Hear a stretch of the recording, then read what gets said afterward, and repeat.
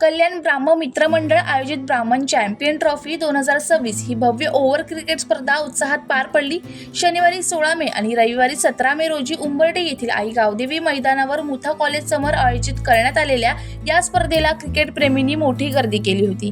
2 दिवस चाललेल्या या स्पर्धेत विविध संघांनी दमदार खेळांचे प्रदर्शन करत उपस्थितांची मने जिंकली.